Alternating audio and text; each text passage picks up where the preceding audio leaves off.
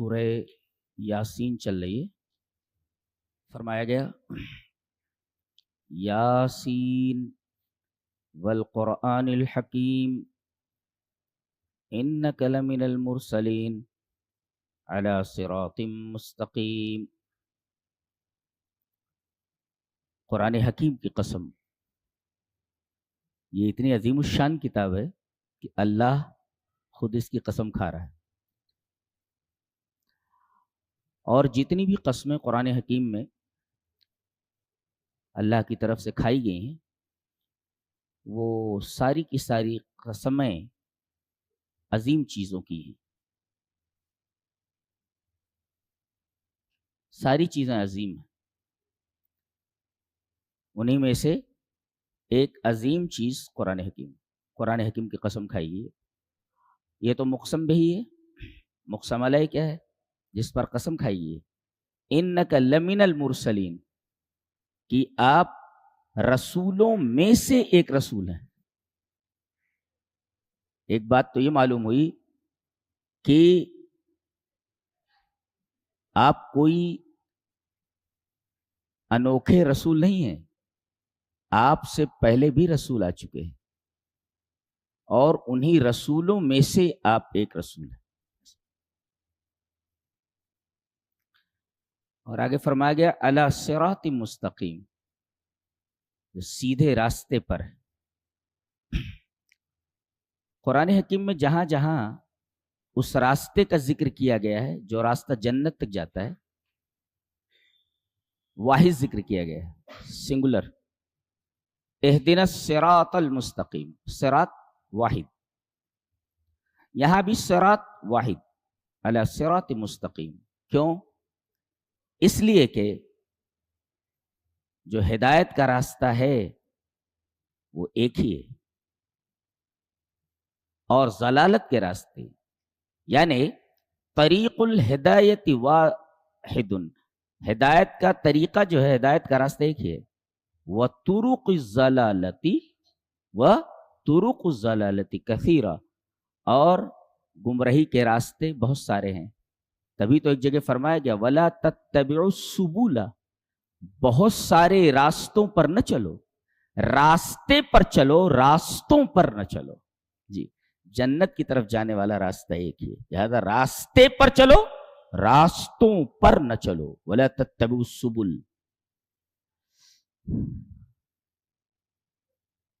اور فرمایا گیا یہ آپ رسول بنا کر کے جو بھیجے گئے ہیں، مقصد کیا ہے؟ رسول بھیجے کس لیے جاتے ہیں اور آپ کو کیوں بھیجا گیا رسول بنا کر کے؟ مقصد کیا ہے بتایا گیا لِتُنذِرَ قَوْمًا مَا أُنذِرَ آبَاؤُهُمْ فَهُمْ غَافِلُونَ، تاکہ آپ ایسی قوم کو ڈرائیں جن کے آبا کو پہلے ڈرایا گیا تھا. یعنی ان کے باپ دادا کو پہلے ڈرانے کے لیے رسول آئے تھے، ان کو بھی ڈرانے کے لیے رسول بھیجا گیا ہے. تو بعثت رسول کا مقصد انذار ہے، ڈرانا، کہ غفلت سے بیدار ہو جاؤ. فہم غافلون، جو غفلت میں پڑے ہوئے ہو غفلت سے بیدار ہو جاؤ، نہیں تو خطرہ تمہارے سر پر پہنچ چکا ہے. یہ وارننگ دینے کے لیے، ڈرانے کے لیے رسول آتے ہیں. آگے فرمایا گیا کچھ لوگ ایسے ہیں کہ ان پر اللہ کی بات ثابت ہو چکی ہے، یعنی اللہ کے علم میں ہے کہ یہ لوگ ایمان لانے والے نہیں ہیں، بات ثابت ہو گئی ہے. اچھا، اللہ کے علم میں ہونے سے کیا انسان کا مجبور ہونا لازم آتا ہے؟ نہیں، بالکل نہیں. بلکہ یہ گمراہ ہوں گے اپنی حرکتوں کی وجہ سے، جس کا اللہ تبارک و تعالیٰ کو پہلے سے علم ہے. جی، لِتُنذِرَ قَوْمًا مَا أُنذِرَ آبَاؤُهُمْ فَهُمْ غَافِلُونَ لَقَدْ حَقَّ الْقَوْلُ، بات کچھ لوگوں کے اوپر ثابت ہو چکی ہے کہ ایمان لانے والے نہیں ہیں اور یہ سب جہنم کا ایندھن ہے. اور ان کی تعداد کیا ہے؟ اکثر. اس کا مطلب یہ ہوا کہ انسانوں کی اور جنوں کی اکثر تعداد جہنمی ہے. جی، اکثر جانے والے ہیں اور جنت میں جانے والے بہت تھوڑے. جی، لقد حق القول علی اکثرہم سے پتا چلا کہ جہنم کے راستوں پر چلنے والوں کی تعداد بہت زیادہ ہے، صراط واحد صراط مستقیم پر چلنے والوں کی تعداد بہت کم ہے. اس وجہ سے جہنم میں جانے والوں کی تعداد زیادہ ہے اور جنت میں جانے والوں کی تعداد کم ہے. لقد حق القول علی اکثرہم علی اکثرہم فہم لا یؤمنون، اکثر ایمان لانے والے نہیں. اس کے بعد کہا گیا ہم نے ان کی گردنوں میں بیڑیاں ڈال دی ہیں تھوڑیوں تک، تو ان کی حالت مقمحون کی ہو گئی ہے. اقماح کس کو کہتے ہیں؟ ہاتھوں کو بند کر کے ایسے ایسا اس طرح کر کے پیچھے سے باندھ دیا جائے اور ایسے سر اوپر اٹھ جائے، دیٹ از کالڈ اقماح. ایسے یعنی گویا کی نگاہیں جھکی ہوئی ہیں اور سر اٹھے ہوئے ہیں، نہ ادھر گھما سکتے نہ ادھر گھما سکتے، نہ آگے دیکھ سکتے نہ پیچھے دیکھ سکتے. ارے بھائی سر تو اٹھا ہوا ہے نا ایسے، تو پیچھے کیسے دیکھ سکتے اور آگے بھی کیسے دیکھ سکتے ہیں؟ دائیں نہیں دیکھ سکتے بائیں نہیں دیکھ سکتے.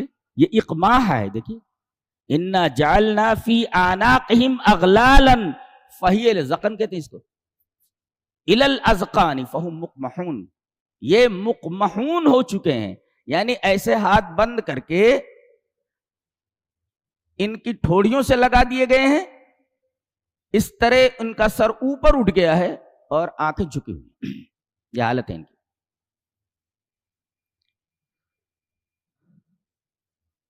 وَجَعَلْنَا مِن بَيْنِ أَيْدِيهِمْ سَدًّا وَمِنْ خَلْفِهِمْ سَدًّا. ان کے آگے بھی ہم نے ایک دیوار ایک بیریئر لگا دیا ہے، آگے نہیں دیکھ سکتے، اور پیچھے کی طرف بھی ایک بیریئر لگا دیا، پیچھے بھی نہیں دیکھ سکتے، اور آنکھوں کے اوپر ہم نے پردہ ڈال دیا ہے. جی سواء علیہم اانذرتہم ام لم تنذرہم لا یؤمنون. ان کو آپ ڈرائیں یا نہ ڈرائیں یہ لوگ ایمان لانے والے نہیں. ڈرنے والا کون بتایا گیا؟ انما تنذر من اتبع الذکر، جو قرآن حکیم کی اتباع کرے وہ ڈرنے والا ہے. وخشی الرحمن بالغیب، اور اللہ تبارک و تعالیٰ کو بے دیکھے ڈرے. ایسے لوگ قرآن حکیم سے اور رسول کی باتوں سے ڈرنے والے ہیں اور سیدھے راستے پر آنے والے ہیں.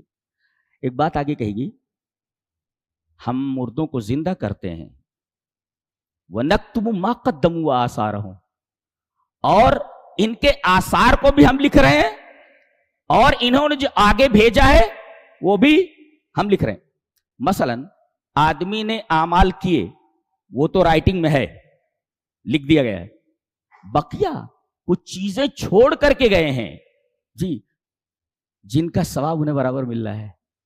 جیسے اللہ کے رسول نے فرمایا انسان مر جاتا ہے اور اس کا عمل ختم ہو جاتا ہے، 3 چیزیں باقی رہتی ہیں. صدقۃ جاریہ، دیکھیے اعمال بھیج دیے اس نے لیکن پیچھے کچھ چیزیں چھوڑ دی ہیں اس نے جی. اب یہ جو پیچھے چیزیں چھوڑی ہیں اس نے، ان کا ثواب بھی اسے مل رہا ہے مرنے کے بعد بھی. تو ایک تو صدقہ جاریہ ہے، اور دوسرا علم ينتفع به، ایسا علم چھوڑ کر کے جا رہا ہے جس سے لوگ نفع حاصل کر رہے ہیں. اور تیسرے ولد صالح، نیک بچہ چھوڑ کر کے جا رہا ہے، لڑکی یا لڑکا، وہ اس کے لیے دعا کریں. دیکھو وآثارہم، آثار چھوڑ کر کے گیا ہے. نیکیاں جو کی وہ تو لکھ دیا گیا، ساری لکھ دی گئی، اور کچھ چھوڑ کر گیا ہے آثار. وہ آثار جب تک رہیں گے تب تک برابر اس کے نامہ اعمال میں اضافہ ہوتا رہے گا. جی آگے ایک بستی کا واقعہ بیان کیا جا رہا ہے. مفسرین نے لکھا ہے کہ بستی انطاکیہ ہے، روم کا ایک شہر ہے انطاکیہ. یہاں پہلے 2 رسول بھیجے گئے، قوم نے ان کی بات نہیں مانی. پھر ایک تیسرا رسول ان کی تائید کے لیے بھیجا گیا. تو لوگوں نے پہلی بات ان سے کیا کہی؟ قالوا ما انتم الا بشر مثلنا، ہماری طرح کے انسان ہو، ہم تمہاری بات کیوں مانیں؟ تم کہتے ہو کہ رحمان نے ہمارے اوپر کچھ نازل کیا، وما انزل الرحمن من شیء، رحمان نے تمہارے اوپر کوئی چیز نازل نہیں کی.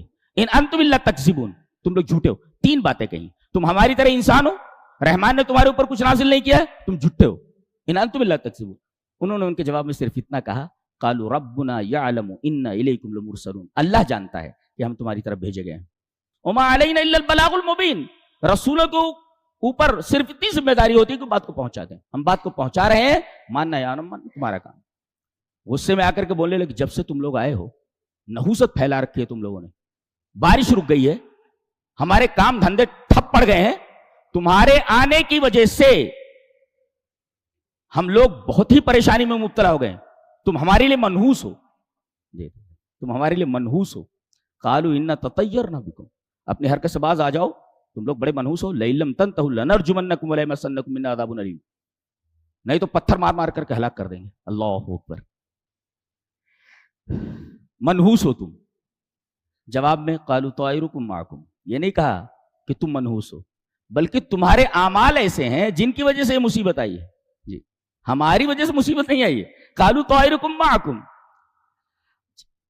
لوگوں نے پلان بنا لیا کہ ان تینوں کو ختم کر دیتے ہیں. گاؤں کے باہر، شہر کے باہر ایک آدمی رہتا تھا. وَجَاءَ رَجُلٌ مِّنْ أَقْصَى الْمَدِينَةِ وَجَاءَ مِنْ أَقْصَى الْمَدِينَةِ رَجُلٌ يَسْعَىٰ، وہ آدمی دوڑتا ہوا آیا. اللہ اکبر. مفسر لکھتا ہے الاسراء فی التغییر الی المنکر.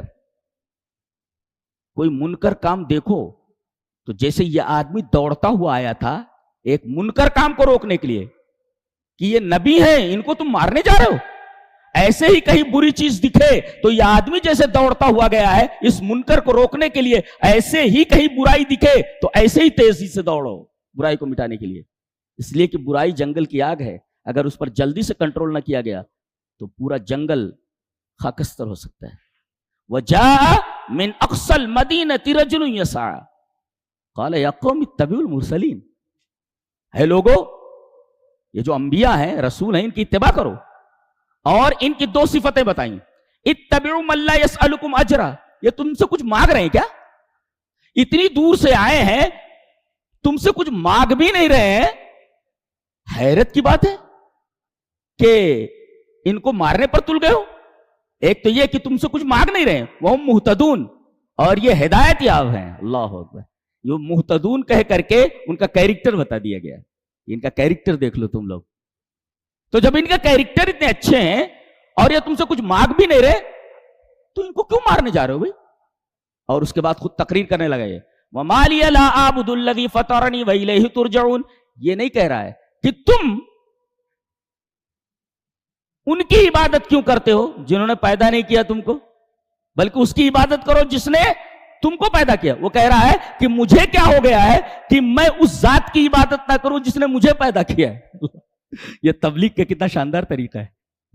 وہ یہ کہہ سکتا تھا کہ کیا ہو گیا تم لوگوں کو کہ تم لوگ اس کو چھوڑ کر دوسروں کی عبادت کرتے ہو جس نے تم کو پیدا کیا ہے. یہ دوسری طریقے سے بات کر رہا ہے.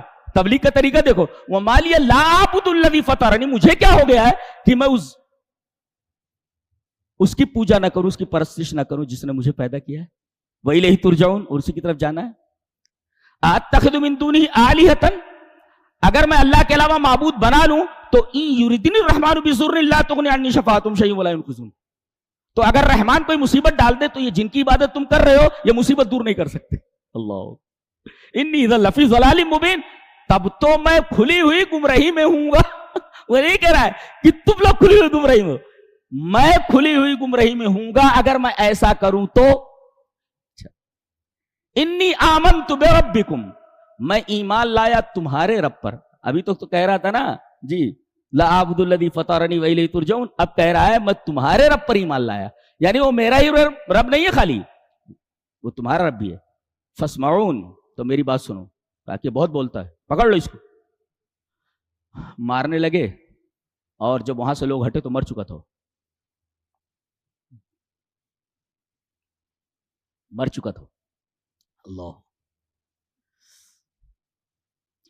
اور ادھر وہ مرا، اس کی روح نکلی، ادھر اللہ تبارک و تعالیٰ نے اس کو جنت میں داخل کر دیا. کہا قیل ادخل الجنہ، چل جنت میں داخل ہو جا. یعنی شہید کے لیے برزخ نہیں ہوتا، ڈائریکٹ جنت میں پہنچ جاتے ہیں. اور سبز پرندوں کے قالب میں ان کی روحوں کو ڈال دیا جاتا ہے. اور یہ پورے کے پورے شہداء جن کی روحیں پرندوں کے قالب میں ہوتی ہیں، وہ پرندے پوری جنت کے اندر گھومتے رہتے ہیں، چہچہاتے رہتے ہیں. اور جیسی شام ہوتی ہے، جنت میں بھی شام ہوتی ہے، شام ہوتی ہے تو وہ عرش کے نیچے لٹکتی ہوئی جو قندیلیں ہیں ان قندیلوں کے اندر بسیرا کرتے ہیں. یہ شہداء ہیں، ان کے لیے اسپیشل ٹریٹمنٹ ہے. جی کہا جنت میں داخل ہو جا. جیسے جنت میں داخل ہوا کہنے لگا قال یا لیت قومی یعلمون، کاش میری قوم کو مجھے معلوم ہوتا، بما غفر لی ربی وجعلنی من المکرمین، کہ توحید کی وجہ سے اللہ تبارک و تعالیٰ نے میرے سارے گناہ معاف کر دیے ہیں، وجعلنی من المکرمین، اور میرا کتنا اکرام کیا ہے، مجھے کتنی عزت بخشی ہے کہ مجھے جنت میں ڈال دیا۔ حضرت ابن عباس کہتے ہیں کہ یہ واحد آدمی ہے جس نے زندگی میں بھی اپنی قوم کی خیر خواہی کی اور مرنے کے بعد بھی اپنی قوم کا خیر خواہ ہے۔ دیکھو یہ کہتے ہیں کہ مسلمان کافروں کے دشمن ہیں، ارے یہ آدمی زندہ رہا تب بھی اپنی قوم کا خیر خواہ رہا، مرنے کے بعد بھی کہہ رہا ہے کہ کاش میری قوم جانتی کہ توحید کی برکتیں کیسی ہیں اور توحید پر مرنا کیا ہوتا ہے، جی کاش معلوم ہوتا۔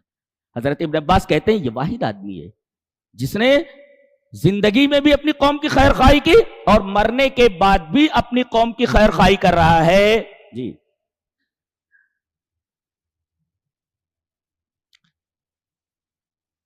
کسی دائی کو مارنا، توحید کے دائی کو مارنا اتنا بڑا گناہ ہے کہ اس کو تو اللہ تبارک تعالیٰ نے شہادت کا درجہ دے ہی دیا۔ ان کے ساتھ کیا سلوک ہونے والا؟ ایک چیخ آئی اور پوری قوم تباہ ہو گئی، جی۔ اس کے بعد کہا جا رہا ہے یا حسرتن علی العباد، بڑا افسوس ہے ان بندوں کے اوپر کہ ما یاتیہم من رسول الا کانوا بہ یستہزئون، کہ کوئی بھی رسول آتا ہے تو اس کی مان کر نہیں دیتے بلکہ اس کا مذاق اڑاتے ہیں، نہیں جانتے کہ اس کا انجام کتنا خطرناک ہونے والا ہے۔ اللہ اکبر۔ ان کانت الا صیحۃ واحدۃ، صرف ایک چیخ آئی فاذا ہم خامدون، سب کے سب ٹھنڈے ہو گئے۔ اس کا مطلب یہ ہوتا ہے آدمی کی جو گرمی ہوتی ہے نا، گرمی، یہ اپنے پاور کی گرمی، اپنے مال کی گرمی، اور اسی طریقے سے اپنی طاقت کی گرمی، اللہ فرماتا ہے ان کے لیے ایک چیخ ہی کافی تھی، صیحۃ واحدہ، ایک چیخ ہی کافی تھی، اور فاذا ہم خامدون، خمدہ کا مطلب ہوتا ہے بجھ جانا، اس کا مطلب بڑی گرمی تھی ان کے اندر نا، ایک چیخ کے ذریعے ساری گرمی بجھا دی گئی۔ اللہ اللہ، کیسے جملے ہیں، آدمی کا دل کانپ اٹھے۔ ان کانت الا صیحۃ واحدۃ، ایک ہی چیخ آئی، بہت بنتے تھے نا، ان کانت الا صیحۃ واحدۃ، ایک چیخ آئی فاذا ہم خامدون، سب کے سب کو ٹھنڈا بنا دیا گیا۔ یہ گرمی جو ان کے اندر تھی نا، ایک ہی چیخ کے اندر ساری گرمی نکال دی گئی۔ لہذا آدمی کو مال کی گرمی میں، طاقت کی گرمی میں، پاور کی گرمی میں، اقتدار کی گرمی میں، بادشاہت کی گرمی میں، حسن کی گرمی میں، علم کی گرمی میں، کسی بھی گرمی میں مبتلا نہیں ہونی چاہیے، ورنہ اللہ کا جب عذاب آتا ہے تو ساری گرمی نکال دی جاتی ہے، جی۔ اس کے بعد اب ضرورت تھی کہ کیا مرنے کے بعد زندگی ہے؟ یہ آدمی جنت میں پہنچ گیا تو کیا مرنے کے بعد زندگی ہے؟ جی، دلائل دیے جا رہے ہیں۔ پہلی دلیل یہ دی گئی، کیا تم نے مردہ زمین دیکھی ہے؟ گرمی میں کسی ایسی زمین سے گزرے ہو جہاں بالکل دھول ہی دھول ہے، کوئی سبز پودا ادھر نظر نہیں آ رہا؟ بولے ہاں گزرے۔ پھر اسی زمین پر برسات کے موسم میں گزرے ہو؟ بولے گزرے۔ کیا دیکھا؟ کہ پوری زمین سبزہ زار بنی ہوئی ہے، سبزے اور پودے چھوٹے چھوٹے اگے ہوئے ہیں۔ کیسے؟ یہ برسات میں یہ پودے کہاں سے آئے اور گرمی میں یہ پودے کہاں چلے گئے تھے؟ ایسے ہی سور جب پھونکا جائے گا تو زمین کے اندر جہاں کچھ نہیں دکھ رہا ہے، جی، جہاں پودے نہیں دکھ رہے وہیں سے پودے نکل پڑیں گے، جی، بتایا گیا۔ یہ دلیل ہے ایک مشاہداتی باس بعد الموت پر، اور فرمایا گیا کہ کائنات بے قانون جاری ہے، قانون تزویج، ہر چیز کا جوڑا ہے، مرد کا جوڑا عورت، عورت کا جوڑا مرد، چھوٹے کا جوڑا بڑا، بڑے کا جوڑا چھوٹا، جی۔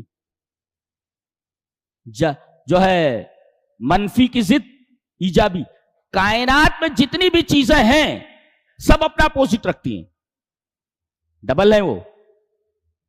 یہ قانون تزویج ہے، جوڑے کا قانون۔ وَمِن كُلِّ شَيْءٍ خَلَقْنَا زَوْجَيْنِ، اللہ فرماتا ہے، یہ آگے فرمایا گیا کہ ہم نے دنیا میں ہر چیز کے جوڑے بنائے ہیں۔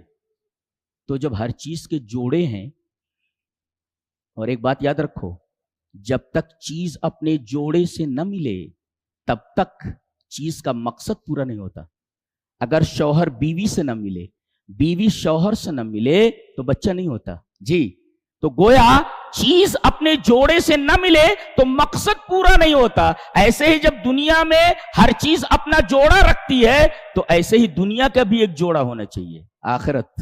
اس لیے کہ دنیا اگر آخرت سے نہ ملے تو بے مقصد ہو جاتی ہے. لہذا دنیا کا بھی ایک جوڑا ہونا چاہیے جو اپنے جوڑے سے ملنے کے بعد بامقصد بنے, ہادف بنے. وَمِن كُلِّ شَيْءٍ خَلَقْنَا, قانون ایک جاری ہے اس کائنات میں, قانون تزویج, جوڑے کا قانون. اس جوڑے کے قانون سے استدلال فرمایا گیا کہ مرنے کے بعد ایک زندگی ہے. اس لیے کہ جب ہر چیز ایک جوڑا رکھتی ہے تو دنیا کا بھی ایک جوڑا ہونا چاہیے.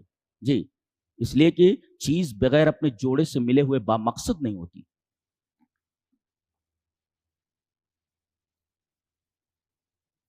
اس کے بعد فرمایا گیا سورج جو تم دیکھ رہے ہو چل رہا ہے, وَالشَّمْسُ تَجْرِي لِمُسْتَقَرٍّ لَهَا, سورج چل رہا ہے اپنے مستقر کی طرف. ایک مفسر لکھتا ہے فَالشَّمْسُ فِي جَرْءٍ دَائِمٍ حَتَّى تَسْتَقِرَّ إِلَى نِهَايَةِ الْمَطَافِ إِلَى نِهَايَةِ الْأَمْرِ. یہ سورج مسلسل چل رہا ہے جی, اور ایک دن اسے رک جانا ہے. مستقر مانے ٹھہرنے کی جگہ جی. ہر چیز جیسے چلتی ہے تو ایک جگہ سے ٹھہرنا ہوتا ہے. گاڑی نکلتی ہے تو اس کا ایک اسٹاپ ہوتا ہے, اس کے بعد کوئی اسٹاپ نہیں ہوتا جی. ایسے ہی زندگی کا یہ سفر جو ٹرین سے جاری ہے, وقت کے ٹرین میں آدمی سوار ہے, جا کر کے ایک جگہ آدمی کو اتر جانا ہے جی. ایسے ہی سورج بھی ایک سفر میں ہے, اسے بھی ایک دن رک جانا ہے.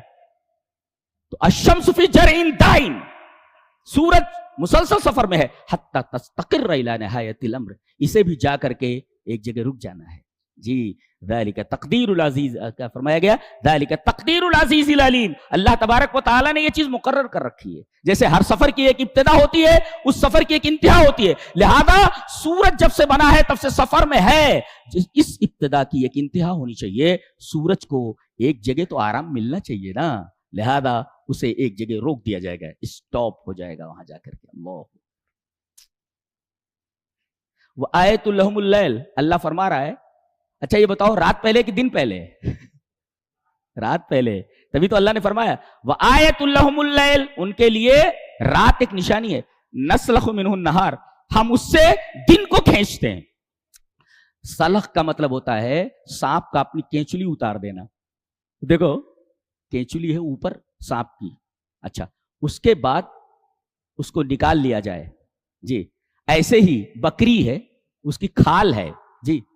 اب اگر بکری کی کھال نکال لی جائے تو جو بکری نکلتی ہے وہ چمکتی ہوئی نکلتی ہے, ایسے لال لال نکلتی ہے نا, گوشت اس کا کا پورا, یعنی چمڑا نکال دو تو بکری کا رنگ کیسا ہوتا ہے, ایسے لال.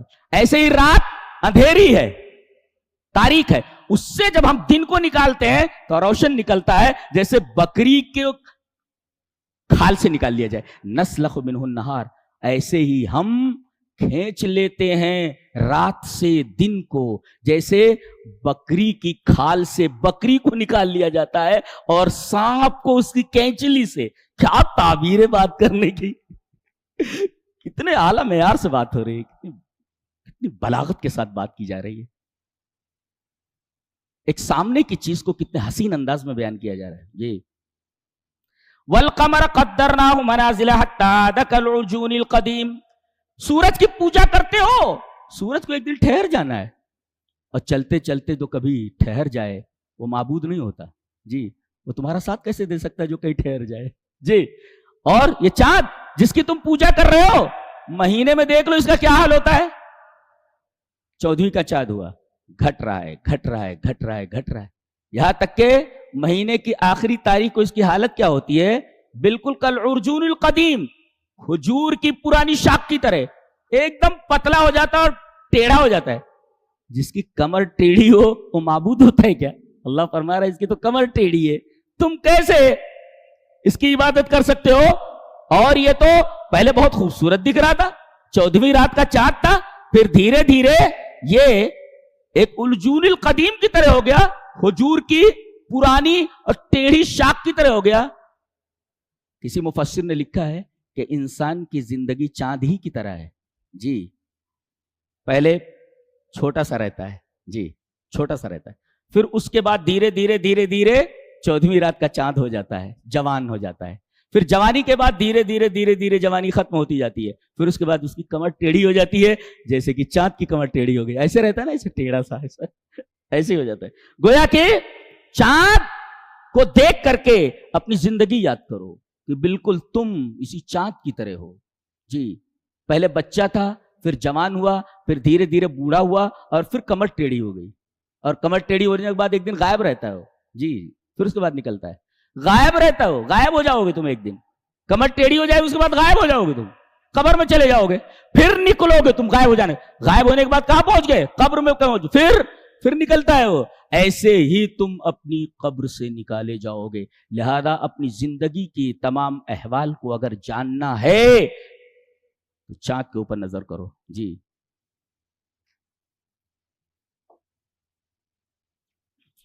کیا بات ہے، کیا کتاب ہے، کیا کتاب ہے.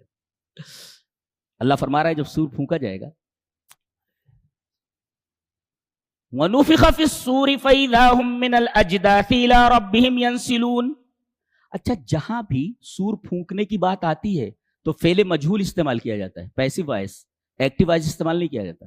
جیسے پیسو وائس کیا ہوتا ہے؟ ہی ایٹس اے مینگو، وہ ایک آم کھاتا ہے. جی، زید ایٹس اے مینگو، زید ایک آم کھاتا ہے. جی، تو یہ ایکٹیو وائس ہے. اور a mango is eaten by Zaid، دیکھیے by Zaid، تو ایسا کہا جائے کہ a mango is eaten. جی، آم کھایا گیا کس کے ذریعے معلوم ہے، ایسے کہا گیا. اور سور پھونکا جائے گا، پھونکنے والا کون؟ کہیں ذکر نہیں ہے. جی جی، پورے قرآن میں کہیں ذکر نہیں ہے. اور یہی پیسو استعمال کیا جاتا ہے اس لیے کہ سب کو معلوم ہے کہ سور پھونکنے والا ایک ہی فرشتہ ہے جس کا نام اسرافیل ہے. وہ نرسنگھے کو، سور کو اپنے منہ میں لگائے ہوئے بڑے ادب سے کھڑے ہوئے، سر جھکائے. اتنا عجیب و غریب فرشتہ ہے کہ وہ سور میں پھونک کیسی ڈالے گا جس کی پھونک اتنی طاقتور، اتنی پاورفل ہوگی کہ پوری کائنات کی دھجیاں اڑ جائیں. اب اندازہ لگائیے کتنا پاورفل فرشتہ ہے وہ اسرافیل. اور باقاعدہ سور کو اپنے منہ میں لیے ہوئے بڑے ادب سے کھڑے ہوئے ہیں، اور ادھر حکم ہو کہ ادھر بلا تاخیر سور میں پھونک ڈال دی جائے. اللہ، سب تابع فرمان ہے اللہ تبارک و تعالیٰ. انسان ہی ایسا ناشکر ہے کہ اللہ کے امر کی کوئی پرواہ نہیں ہے، اللہ کے نہیں کی کوئی پرواہ نہیں. اتنا عظیم الشان فرشتہ منہ میں نرسنگھا لیے ہوئے کھڑا ہوا ہے، سور لیے ہوئے کھڑا ہے. اس کا نام نہیں بتایا جا رہا ہے اس لیے کہ سب کو معلوم ہے کہ پھونکنے والا یہی ہے. اللہ ونفخ. اچھا، سور جب پھونکا جائے گا تو قیامت آ گئی کھڑکھڑانے والی، القاریہ. اور قبروں کو جب کھڑکھڑائے گی تو کیا ہوگا؟ فَإِذَا هُم مِّنَ الْأَجْدَاثِ إِلَىٰ رَبِّهِمْ يَنْسِلُونَ. ایسا بھاگیں گے. یہاں کہا گیا ینسلون کا مطلب سمجھتے ہو؟ وہ پہلے تو ہم لوگ دلی جاتے تھے بچپن میں، میں پڑھتا تھا وہاں، حفظ کرتا تھا. تو ہم لوگ جامع مسجد کے پاس جاتے تھے تو سیڑھیوں کے نیچے باقاعدہ وہ بریانی وغیرہ بنتی تھی، اور وہاں پر وہ پانی پلانے کے لیے سقے ہوتے تھے، ان کو سقا کہا جاتا تھا. وہ چمڑے کے مشکیزے میں پانی بھرے رہتے تھے، اور اس کے بعد اس کو ایسے کندھے پر لیے رہتے تھے، اور ایک پیالی رکھے رہتے تھے. پانی چاہیے 5 پیسے کا، جی، اس میں پانی ڈال دیتے تھے، آپ کو پلا دیتے تھے. جی، مشکیزے. اب وہ اتنا پانی بھرا ہوا ہوتا تھا کہ اس کا منہ ایسے بند رکھتے تھے وہ لوگ. جی، ایسے تھا. اب مشکیزے کا منہ اگر کھول دیا جائے تو پانی کتنی تیزی سے باہر جائے گا. مشکیزے کا منہ بند ہے، اس کے بعد ایسے ٹیڑھا کر دیا جائے اور اس کا منہ کھول دیا جائے، کتنی تیزی سے پانی جائے گا آپ کو اندازہ ہے؟ نسل اسی کو بولتے ہیں. مشکیزے کو کھول دیا جائے تو پانی جس تیزی سے نکلتا ہے دیٹ از کالڈ نسل. اس طریقے سے لوگ نکلیں گے، بڑی تیزی کے ساتھ نکلیں گے. اور کیسے؟ اجداث سے. الجدسہ کہتے ہیں مضغ اللحم، گوشت کو چبانا، گوشت کو چبانے کو کہتے ہیں گوشت. اللہ اکبر. یخرجون من الاجداث وقد مزغتهم الارض ولم يبق منهم شيء. یہ بدن جس کے اوپر آدمی، جی، عورتیں ہیں، مرد ہیں، بس اسی کے بناؤ سنگار میں لگے ہوئے ہیں. زمین منتظر ہے کہ آؤ میری خوراک بننے والے ہو تم. بہت لالی لگا لی، بہت پاؤڈر لگا لیے، بہت ورزشیں کر لی، بدن کے اوپر بڑا غرور تم نے کر لیا, آؤ میں منتظر ہوں تمہیں کھانے کے لیے. جدت مزغ اللحم, گوشت کو چبا لینا. جب یہ نکلیں گے اس سے پہلے ان کا حال کیا ہوگا؟ زمین ان کے پورے گوشت کو چبا چکی ہوگی. مزغتہم وقد مزغتہم الارض, ان کو زمین مکمل چبا چکی ہوگی. ولم یبق منہم شیء, کوئی چیز باقی نہیں ہوگی, اور پھر ہم وہیں سے تم کو اٹھائیں گے. اللہ, یہ جدس کا لفظ بدن کے اوپر تھر تھری ڈال لے کے کافی ہے. سب بدن کے ساتھ وہی ہونے والا ہے. کیوں آدمی بدن کے اوپر غرور کرتا ہے؟ کہتے ہیں بدن کے انتظار میں ہے مٹی کھانے کے لیے. اللہ, بتایا گیا کہ اب اٹھیں گے جنت. اب اٹھیں گے تو کسی کو جنت میں جانا ہے, کسی کو جہنم میں جانا ہے. جنتیوں کا بیان کیا جا رہا ہے. ان اصحاب الجنت اليوم فی شغل فاکہون, ہمیشہ ان کا ایک مشغلہ رہے گا جو بہت دلچسپ ہوگا. ایک مشغلے سے نکلے کہ دوسرا مشغلہ, اور سارے کے سارے مشغلے انتہائی انجوائے فل ہے, بہت زبردست. اللہ, اور ہم وازواجہم فی ظلال, وہ اور ان کی بیویاں سائے میں ہوں گی, سائے درختوں کے سائے. علی الارائک, چھپر کھٹوں کے اوپر متکئون, ٹیک لگائے ہوئے ہوں گے. بیویاں بیٹھی ہیں, بچے ہیں. اللہ, ازواج علی الارائک متکئون لہم فیہا فاکہۃ ولہم ما یدعون, ان کے لیے ہر قسم کے پھل اور جو چیز وہ مانگیں گے ساری چیزیں حاضر. اور سب سے بڑی چیز, سلام قولا من رب الرحیم, رب تعالیٰ کی طرف سے ان کے لیے سلام. کیا بات, اللہ اکبر. مجرموں کا ممتاز الیوم ایھا المجرمون, چلو الگ ہو جاؤ, جنتی الگ ہو جاؤ, جہنمی الگ ہو جاؤ. ان کی سزا بتائیے. فرمایا گیا لینذر من کان حیا, یہ قرآن اس لیے آیا ہے تاکہ یہ زندوں کو ڈرائے. قرآن زندہ کتاب ہے, زندہ لوگوں کے لیے آئی ہے, پڑھ پڑھ کر کے مردوں کو بخش رہے ہیں. دیکھیے یہ قوم کہاں آ گئی. جی, توپ سے کیا جاتا ہے؟ توپ کس لیے ہوتی ہے؟ توپ ہوتی ہے قلعہ کی فصیلیں گرانے کے لیے, مکھی مارنے کے لیے نہیں ہوتی. اب اتنی بڑی چیز ہے, اس کو ایسے ہی ہے جیسے توپ سے مکھی مارنے کا کام لیا جائے. خالی پڑھ رہے ہیں بیچارے, پڑھ رہے ہیں. کیا پڑھ رہے ہیں, کیا سمجھ رہے ہیں, کچھ سمجھ میں نہیں آتا. یہ حال ہے ہمارا. پڑھ کر سن رہے ہیں. ارے بھائی آپ عرب تھوڑی ہیں, آپ عرب ہیں, آپ کو کچھ سمجھ میں آتا ہے؟ خالی سن رہے ہیں. سمجھے گا کون؟ جب تک سمجھیں گے نہیں تب دل پر اس کا اثر کیسے ہوگا؟ آپ عرب تھوڑی ہیں کہ آپ عربی سمجھ رہے ہیں, جو پڑھ رہے ہیں سمجھ میں آ رہا ہے. آپ کو سمجھنے کی ضرورت ہے. جی, تو یہ زندہ کتاب ہے, زندہ لوگوں کے لیے, مردوں کے لیے نہیں ہے کتاب. اس لیے کہ مردہ کتاب تھوڑی ہے یہ. لینذر من کان حیا, تاکہ یہ ڈرائے ان لوگوں کو جو زندہ ہیں. تو زندہ کتاب زندہ لوگوں کے لیے. اب اس زندہ کتاب کو مردوں کے لیے استعمال کیا جا رہا ہے. یہ قوم یہاں تک آ گئی ہے. بتائیے, پڑھ کر کے بخش رہے. ارے تو پہلے بخش لے اپنے آپ کو, تیری کیا گارنٹی ہے تو بخشا جائے گا کہ نہیں؟ پڑھ کر کے بخش رہے. کیا مذاق ہے بھائی, یہ قرآن کے ساتھ سب سے بڑا مذاق ہے. زندہ کتاب زندہ لوگوں کے لیے, پڑھ کر کے بخشا جا رہا ہے اسے. انا للہ.